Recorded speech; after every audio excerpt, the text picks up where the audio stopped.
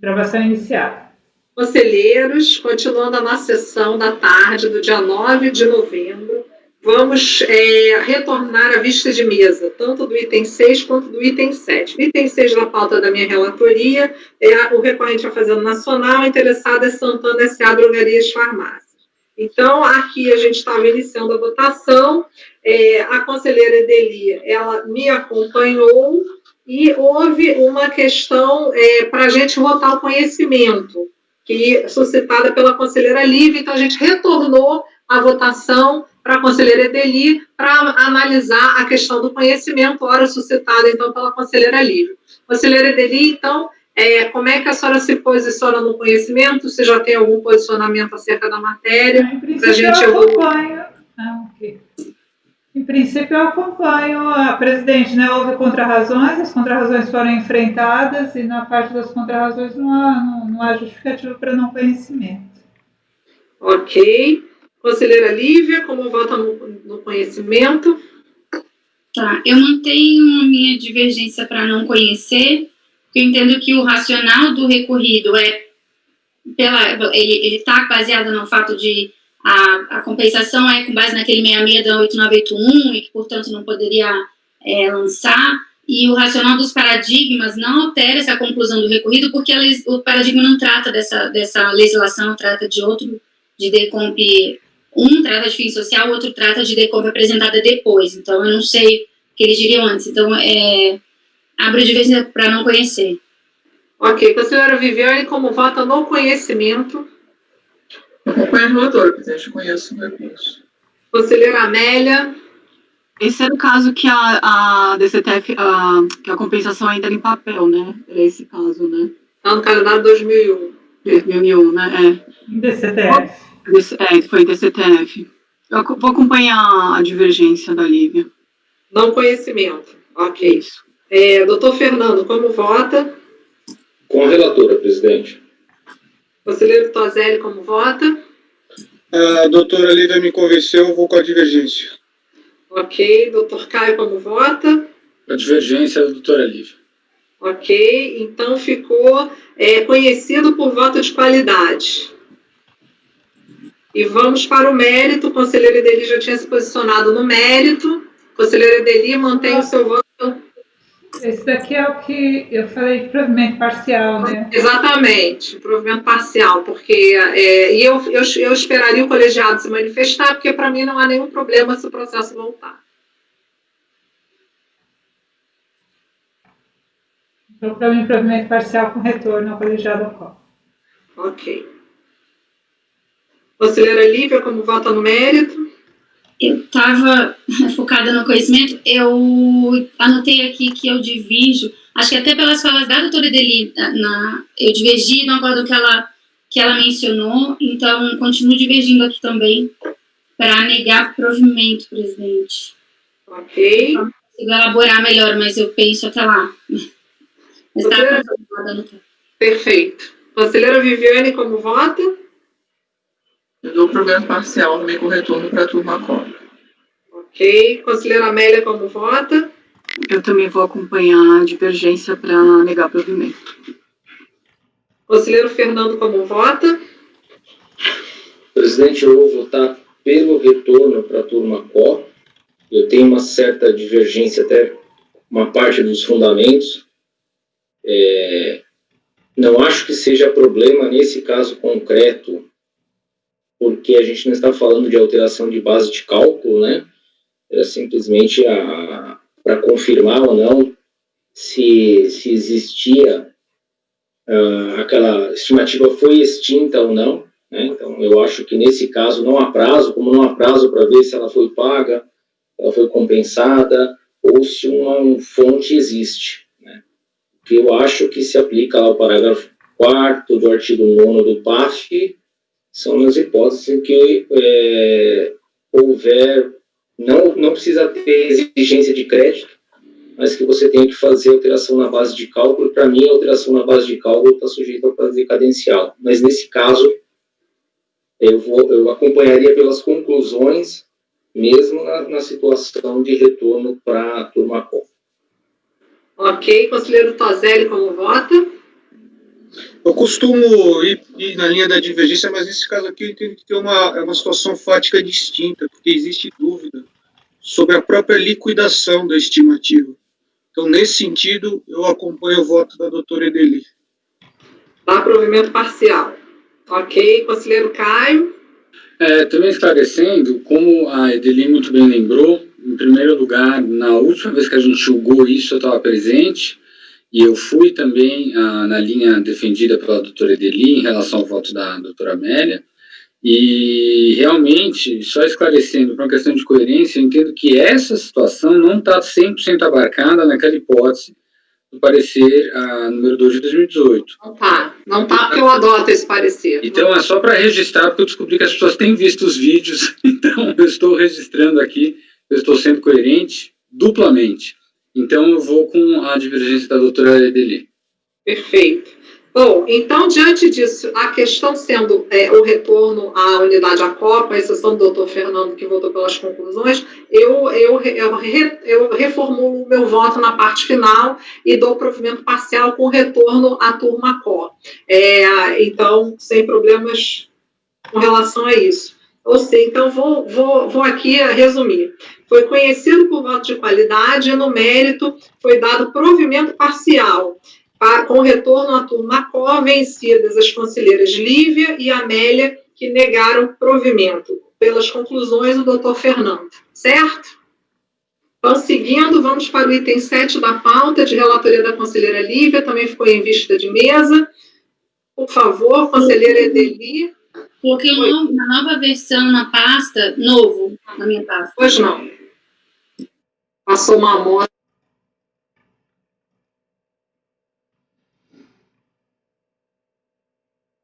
Conselheira, pode, quando estiver pronta, pode dar continuidade. Tá. Só fiz uma observação adicional. Eu, né?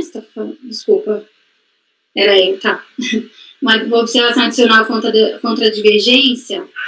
Eu reconheço que o caso é bem peculiar pela extensão que o sujeito passivo quer do efeito do recurso dele, mas sem esse efeito ele não teria nem interesse, como todo ele estava pontuando, né? Mas eu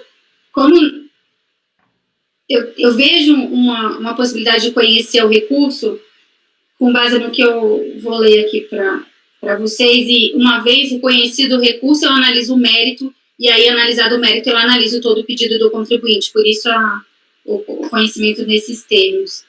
Então, o caso é, DECOMP apresentado em 2005, o voto produtor de embargos afirmou que, não obstante o sujeito passivo tenha sido intimado após 5 anos da transmissão da DECOMP, não haveria que se falar em homologação tácita da DECOMP, eis que essa for expressamente homologada. Reproduz o trecho do voto. Aqui. Ele fala essa frase exatamente, né? Não há que se falar em homologação tácita no caso concreto. Os acordos apontados como paradigma decidem que o prazo por homologação tácita do parágrafo 5º do artigo 74 é aplicável mesmo para compensações apresentadas antes de outubro de 2003. Os paradigmas estão naquela questão de declaração apresentada, DECOMP apresentada antes de 2003, se aplica ou não 5 anos, e é uma questão bem mais específica. Mas que não nega que o prazo de 5 anos é da data da DECOMP, seja para antes, seja para depois, né? Então, o racional dos paradigmas é, portanto, de que passados 5 anos da apresentação da DECOMP, a compensação deve ser considerada como tacitamente homologada. Ponto. O acordo recorrido, por sua vez, parece ter trazido uma exceção a essa regra, estabelecendo que não haveria que se falar em homologação tácita se há homologação expressa da compensação, mesmo que a homologação expressa venha a ocorrer após 5 anos da apresentação da DECOMP. A apresentação do racional dos paradigmas revela-se, portanto, hábil a reformar a conclusão do recorrido. Isso porque, uma vez que se considere a compensação homologada, não se deve ou é irrelevante fazer qualquer análise acerca da declaração apresentada, o que foi feito pelo recorrido. O recorrido, quando ele fala, na verdade, que não há que se falar em homologação tácita, ele está falando da homologação tácita do crédito, mas ele não fala isso na frase. Dá para entender isso do contexto dele. Mas como ele não fala isso na frase, essa frase solta pode ser entendida como: o caso não é homologação tácita, o caso é homologação expressa. Concordo que não foi isso que o Fernando quis dizer, porque ele fala, houve homologação expressa do débito e homologação, não há que se falar homologação tácita do crédito. Mas do jeito que está escrito ali, pode ter sido que foi o que o contribuinte trouxe, né? Ele falou: sim, meu caso é homologação tácita. E, portanto, depois de 5 anos, tem que falar homologação tácita. Isso quer dizer, não olha mais nada. Homologou, acabou. E aí, se esse efeito da homologação tácita, eu não vou tratar no mérito como eu trouxe. Então, eu mantenho o meu posicionamento então, de que a divergência jurisprudencial está demonstrada especificamente para a questão de se definir se, no caso dos autos, houve ou não homologação tácita das decompos apresentadas. E aí, o que é homologação tácita, eu vou trazer no mérito. Né? Então, por isso, eu mantenho o voto para conhecer, presidente. Ok. Conselheira Edeli.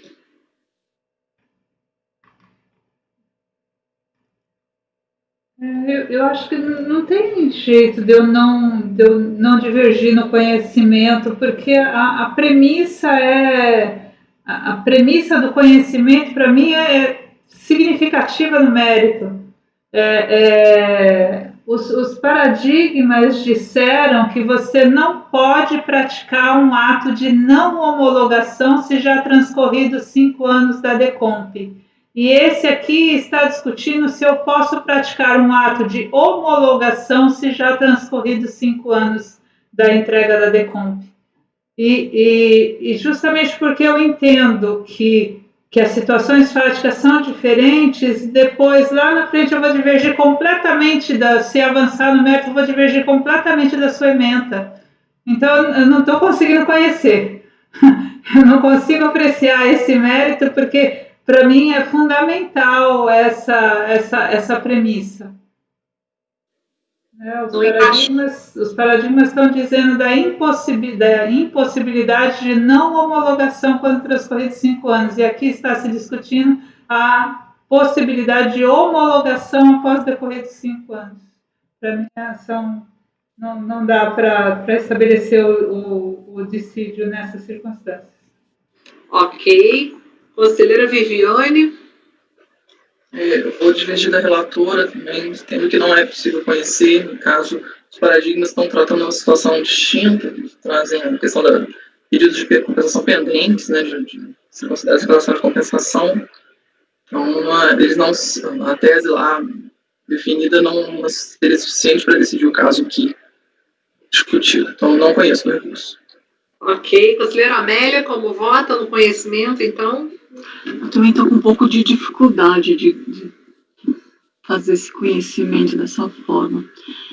Vou acompanhar a divergência para não conhecer. Ok. Conselheiro Fernando.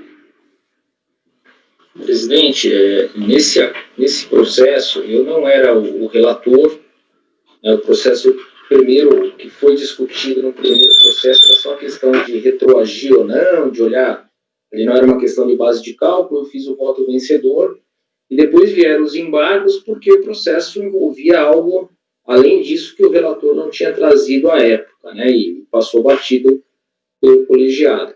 E essa discussão era bem simples. O contribuinte ele queria falar de homologação tácita, mas não por causa do débito, por causa do crédito. Né? Ele queria que a homologação tácita se aplicasse também para o reconhecimento do crédito. Né? Então, foi o ponto que eu disse lá, olha, a questão do débito era uma matéria, digamos assim, que ele não tinha nem interesse recursal, porque já tinha sido homologado. Né? A homologação ela é gênero. Né? Você pode ter a espécie homologação tácita ou homologação expressa, mas ela já havia sido homologada e não havia que se discutir isso. Por isso, lá que no meu voto, eu coloco bem claro que o contribuinte queria era tratar da possibilidade de existência de homologação tácita em relação aos créditos. E nesse ponto que eu avancei para dizer que não existiria esse passo. Né? E pelo que eu vejo aqui, as divergências trazidas pelo contribuinte tratam de situação diferente. Né? Então, eu não posso não homologar numa situação, era isso que dizia lá os países, eu não posso não homologar numa situação em que haja homologação tácita. Né? E efetivamente, esse não era o caso dos autos. Por isso também, pedindo vênia à relatora, vou votar com a divergência por não conhecer o recurso. Ok, conselheiro Toselli. Conselheiro Toselli. Eu acho que a Edeli levantou a mão. Desculpa, não vi. Desculpa, conselheira Edeli. Pois não, pode falar. O Fernando me lembrou, parece que também a gente chega a uma ausência de pré-questionamento aqui, né? Porque essa questão não foi enfrentada no acórdão recorrido, né? Quando ele alega homologação tácita do direito creditório, né? Ele também acaba não suscitando essa. Eu falo isso porque eu já enfrentei essa questão que a Lívia está colocando. Homologou tacitamente, então meu direito creditório está íntegro lá. Né? Tá por Ela falou inteiro. isso no início da sua primeira fala, quando a gente tratou o processo pela primeira vez, já falou da ausência de pré-questionamento. Isso, eu falo, então, eu já enfrentei alegações desse tipo, né? Eu refutei, né? Eu não concordo com isso, justamente porque eu acho que a homologação tácita significa você dizer que o crédito é verdadeiro e o débito é verdadeiro, porque você não pode dizer o contrário do que foi declarado pelo contribuinte depois de passados 5 anos. Eu enxergo a homologação tácita dessa forma, por isso eu não concordo com a emenda, já de cara, do voto da Lívia. Não sei se no desenvolvimento do voto poderia mudar de opinião. Mas eu fiquei já com a impressão, e aí eu só queria fazer esse acréscimo também no meu voto, quanto eu não conhecia. Ok, conselheiro Edeli. Conselheiro Fernando e em seguida a conselheira Lívia pediram a palavra. Conselheiro Fernando, por favor. Conselheiro Edeli, salvo o melhor juízo, eu acabei enfrentando, porque não sei se é esse ponto exatamente, né? Então eu falo, contudo, há de se observar que o tal dispositivo legal diz respeito tão somente à homologação das compensações declaradas e não do direito creditório pleiteado. Isso está na folha,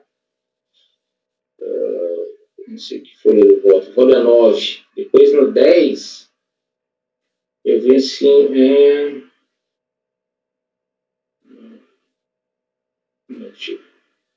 era a folha 8, depois agora folha 9, né? O parágrafo 5º do artigo 74 é taxativo e não deixa mais de dúvida. O prazo para homologação da compensação declarada pelo sujeito passivo será de 5 anos, né? Então, caso a autoridade não homologue nesse prazo, e aí eu venho e falo da compensação, né? E falo que não se aplica ao crédito. Depois eu venho assim: o que o contribuinte requer, isso sim, é que se reconheça o direito creditório informado em sua decomp. Para tanto, não há prazo fixado na legislação para sua análise, que uma vez descumprido implique o reconhecimento automático do indébito. Então, eu acho que eu avanço nesse ponto. Acho que não é um caso me parece, de falta de pré-questionamento. Conselheira Lívia, pode falar. Eu ia trazer exatamente esse trecho que o contribuinte requer. Me parece que isso tem um efeito de pré-questionamento para o caso, por isso eu não falaria em pré-questionamento, não. Mas só também no mesmo sentido, Fernando. Conselheira Edeli, pode falar. O caso que eu apreciei, ele tinha um pedido de restituição associado. Então, ele queria que fosse reconhecida a homologação tácita daquela decomp e que liberasse todo o crédito para restituição para ele, porque você não poderia mais não homologar aquela compensação. Então, parece que aqui só tem decomp. Então, a discussão não chega nos finalmente, né? Ele, na verdade, não tem nenhum interesse em ficar discutindo isso se ele só apresentou decomp, porque liberar esse crédito aqui, se a homologação tácita ou expressa, não vai fazer diferença para ele, porque não vai liberar para fins de restituição, né? Então, por isso que eu fico achando que não tem. Quando eu fico olhando o meu litígio, o caso que eu analisei, eu fico achando que não teve pré-questionamento aqui, porque não se chega aos finalmente. Na verdade, a gente nem entende como o Tozelli estava com dificuldade. O que ele está querendo, né? O que ele está querendo? Então, é uma arguição que, aparentemente, se não tiver realmente pera aqui, é uma arguição vazia, né? A gente está discutindo o sexo dos anjos. Ok, conselheira Lívia, e vamos continuar a votação. Você pode falar, conselheira. Só para eu anotar do seu caso que você está dizendo. Não é... Foi na 1101, eu não me lembro. Posso tentar recuperar, mas de cabeça eu não lembro, não. Faz muito tempo. O Caio tá aí. Tá, conselheiro Tozelli, então dando continuidade, como o senhor vota? Eu acho que agora a gente debateu como é importante essa troca para definir o posicionamento. Eu vou voltar no começo aqui, não vejo interesse de agir, justamente porque não tem um pé atrelado. É isso que eu ia falar agora. Se fosse um pedido de restituição, o objeto é o crédito. Aqui nós estamos falando homologa ou não a compensação. Foi homologada por analisar o mérito. Então, o contribuinte deixa de ter interesse de agir, porque é um pedido impossível que ele quer. Porque essa parte do crédito não é objeto deste processo. Então, eu vou pelo não conhecimento, presidente, mas nem vou com um passo anterior, por falta de interesse de agir mesmo. Então, é uma situação interessante, acho que a gente nunca discutiu os limites da LID no recurso especial, mas não do recurso, né, da LID mesmo, antes até do próprio apelo. Então, eu não conheço, né, acompanho a divergência por um outro fundamento, que é a falta de interesse de agir. Ok, conselheiro Caio, como vota? Eu só queria registrar antes que, como o Tozelli muito bem disse, essa é a importância do colegiado. Eu digo isso principalmente pensando na relatora, que aqui não é uma sutilidade. Eu concordo, doutora Lívia. Muito provavelmente, se eu fosse relator, eu também iria caminhar